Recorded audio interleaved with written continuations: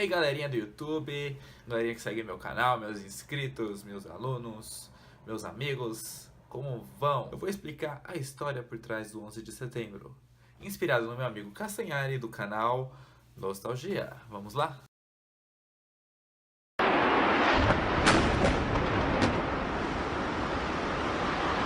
O ataque de 11 de setembro é um dos acontecimentos mais importantes da nossa época. O atentado deixou quase 3.000 vítimas, literalmente mudou a história do mundo. Para muitos historiadores, foi um acontecimento que marcou o começo do século XX. Não é à toa que ele é discutido até hoje, né? E existem várias teorias da conspiração que dizem que Osama Bin Laden era agente da CIA, o Pentágono não foi atingido por um avião, e sim por um carro-bomba. Muita gente fala que as torres gêmeas não caíram por causa dos aviões, e sim porque elas foram implodidas de propósito. Uma congressista norte-americana afirmou que o governo sabia do ataque. No final, essa progressista não se reelegeu, sumiu, e não vamos falar delas agora. Muita gente não sabe o porquê do ataque. Isso não pode ser resumido como Bin Laden foi lá e atacou os Estados Unidos. Não foi tão simples assim. Para entender 11 de setembro, nós precisamos entender a história recente do Oriente Médio e a vida de Osama Bin Laden, que serve como um guia de muita coisa que aconteceu nas últimas décadas. Bin Laden era filho de um milionário da Arábia Saudita, que começou a se envolver com política no final dos anos 70. E quando a gente pensa no Bin Laden, se envolver com política não era somente pegar e se candidatar para algo, se filiar a algum partido. Não é isso. No caso do Bin Laden, se envolver com política quer dizer pegar em armas. No final da década de 70, a União Soviética invadiu o Afeganistão e o Bin Laden estava no meio dos caras que pegaram em armas para combater os invasores.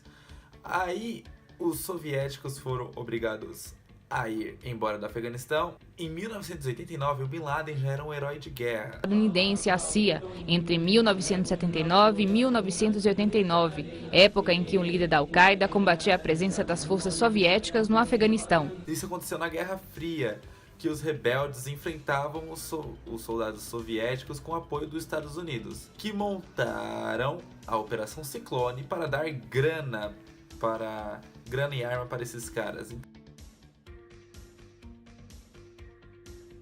A questão que o Bin Laden era treinado pela CIA é um pouco de exagero, mas ele era sim ajudado, mesmo que indiretamente, pelos americanos. Só que o Bin Laden estava cagando pela briga com os Estados Unidos e a União Soviética. O negócio dele era defender o islamismo. E no final dos anos 70 ele uniu vários grupos de radicais islâmicos e fundou a Al-Qaeda, cujo nome é a base. Ele formou a Al-Qaeda principalmente para lutar em nome da sua religião. Esse fanatismo religioso também se mistura com política, certo? Porque os extremistas, eles não aceitam ainda a interferência de países ocidentais no Oriente Médio. Eles usaram o radicalismo religioso para combater isso. Esse é o Islã anti-ocidental, que é autoritário, preconceituoso, enfim. É algo essencial para entender não só o 11 de setembro, mas o mundo que nós vivemos hoje. E depois da queda do Império Turco Otomano, em 1918, vários países foram criados naquela região. E esses países eram controlados por Inglaterra e França, que dividiram o território do jeito que eles queriam. Cagavam para os povos lá da região, enfim. Na maioria dos países do Oriente Médio não existe um povo único árabe. Cada um descende de uma tribo antiga de uma região. Muitas vezes um grupo não tolera os outros por causa de tretas antigas, de correntes diferentes de pensamento, convivendo no mesmo lugar.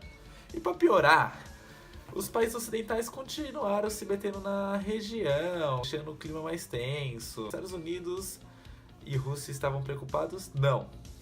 Eles se metem o tempo todo na região e sempre que isso acontece, pode ter certeza que tem petróleo no meio da conversa, né?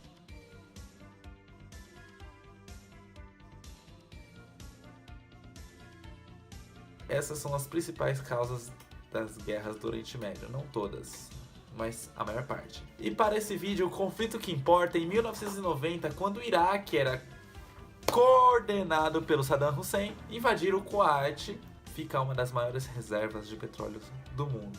E nenhum país queria que, né, o Saddamzão lá fosse tomar posse dessas áreas. Aí que teve uma guerra declarada ao Iraque, Guerra do Golfo, né, Operação Tempestade do Deserto, que tinha apoio da ONU, liderado pelos Estados Unidos. E nessa época, o Bin Laden procurou o rei da Arábia Saudita e o rei da Arábia abriu as portas para os soldados americanos. Então o Bin Laden, claro, ficou putaço e ficou criticando o governo da Arábia Saudita. E ele acabou sendo expulso da Arábia Saudita e foi morar lá no Sudão, na África. No Sudão, ele se aproximou de grupos muito loucos que financiaram vários atentados, enfim. Uma delas foi a tentativa de assassinato do presidente egípcio, e o plano não deu certo, e alguns países árabes, inclusive os Estados Unidos, fizeram pressão sobre o governo do Sudão para expulsar o Bin Laden. Aí ele foi expulso, ele foi lá para o Irã. Tudo isso em 1996, e o Bin Laden voltou para o Afeganistão. E esse período na África foi muito determinante para o Bin Laden fosse reconhecido como Bin Laden famoso, né, que todo mundo conhece, enfim. Não só porque ele começou a participar de atos terroristas, mas sim porque ele mudou o cenário.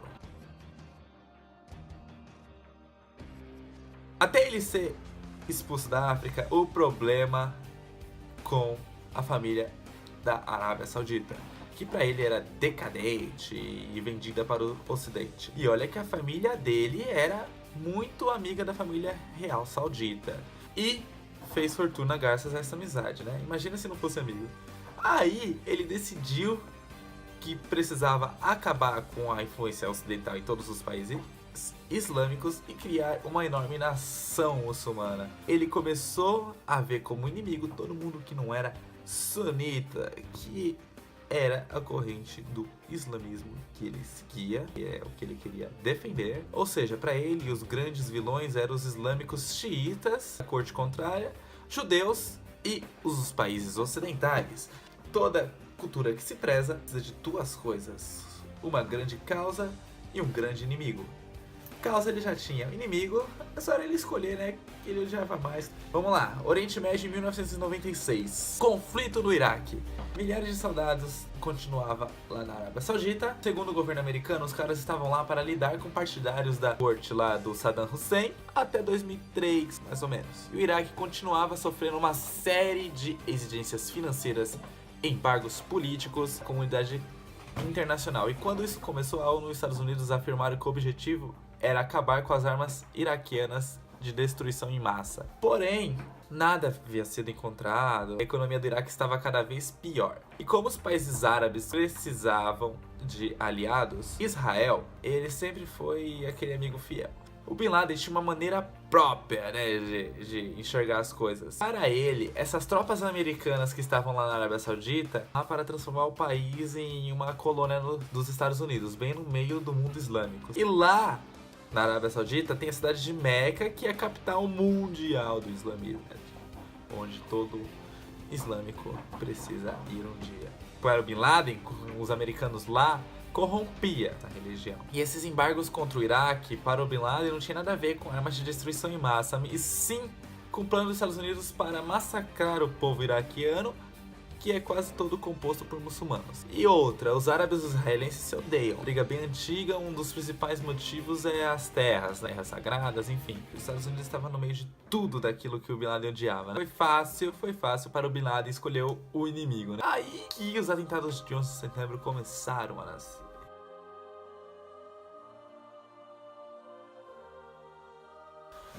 Em 1996 a 1998, o Estado Islâmico emitiu duas Fatwa, que é uma declaração oficial ou ordem de um líder religioso islâmico declarando guerra aos Estados Unidos.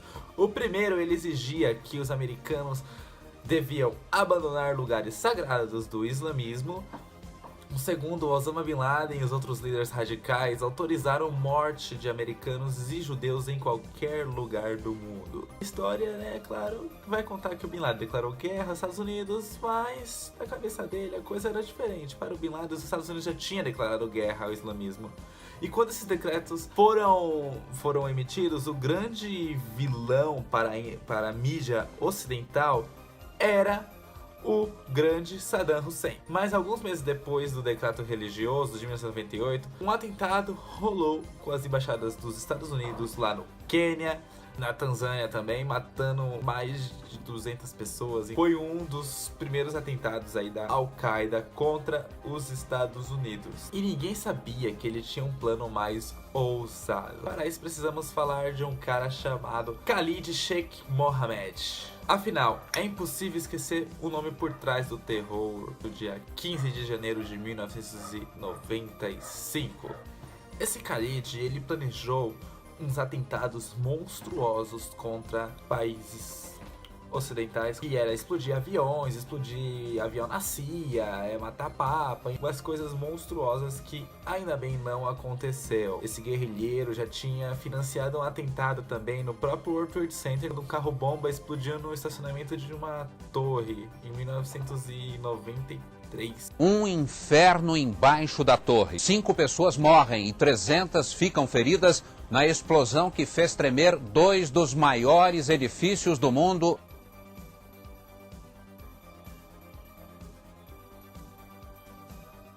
Ele já estava mirando o World Trade Center, né? E essa operação passou por várias etapas e ajustes. Eles decidiram matar o Papa quando viram que era muito difícil, né? Assinar o presidente americano, que na época era o Bill Clinton. E a sede da CIA, né, foi escolhida no meio de outros alvos, como a Casa Branca, Pentágono e as Torres Gêmeas em Nova York. Porém, o plano foi por água abaixo quando um dos terroristas estava fazendo um experimento químico no apartamento, quando explodiu, causou um incêndio, o cara foi preso, o plano foi descoberto dias antes de ser executado. Ainda bem, né?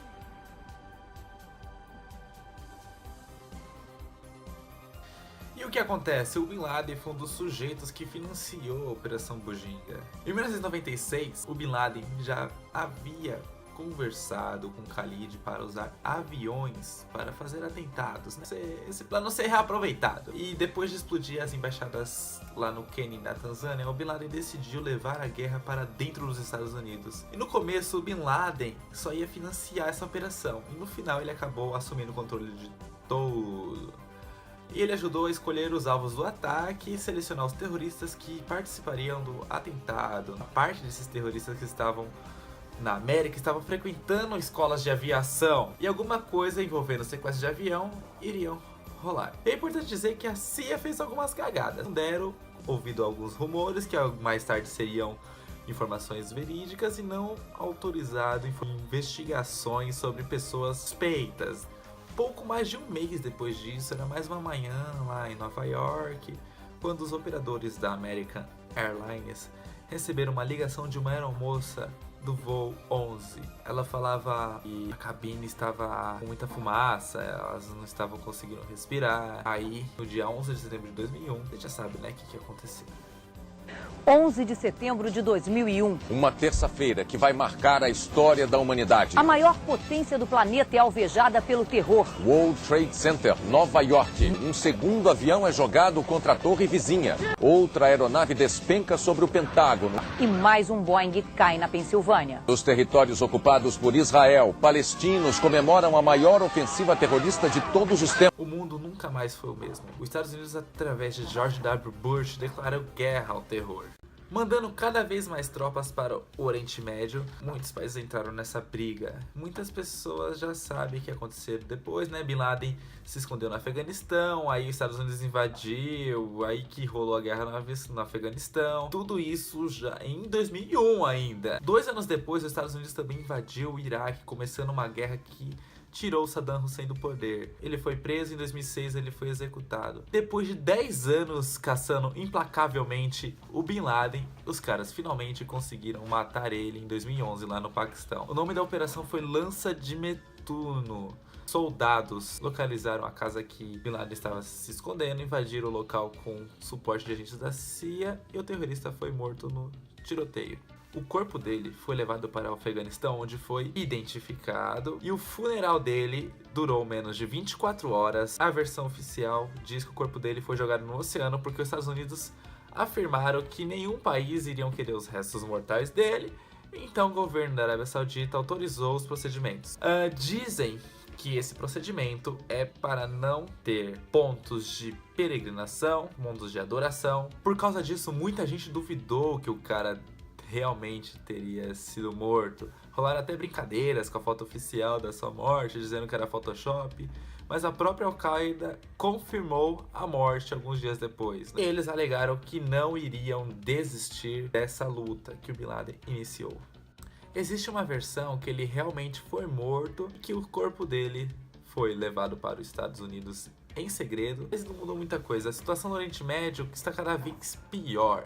E o grande inimigo agora é o Estado Islâmico. Parece mais assustador que a Al-Qaeda, porque não tem um líder, centraliza tudo. O Estado Islâmico ele surgiu justamente a partir do braço iraquiano da Al-Qaeda. Infelizmente, a guerra contra o terrorismo parece que vai demorar para acabar. Basta a gente olhar o número de mortos por atentado nos últimos anos. Em 2001, foi de 7.743 pessoas mortas. Já em 2016, foram 34.676 pessoas. O terrorismo sempre vai se manifestar através do preconceito, da intolerância, da visão distorcida da religião, que acaba cegando as pessoas e vem deixando vítimas pelo mundo todo. Por mais que existam milhares de muçulmanos que não compactuam com esse pensamento, eles também acabam sendo vítimas dessa violência. Agora, se o terrorista não aceita que a gente não acredita, nosso papel é aceitar a diversidade de pensamento, temas como religião, política. Esse foi um breve resumo, porque tem muito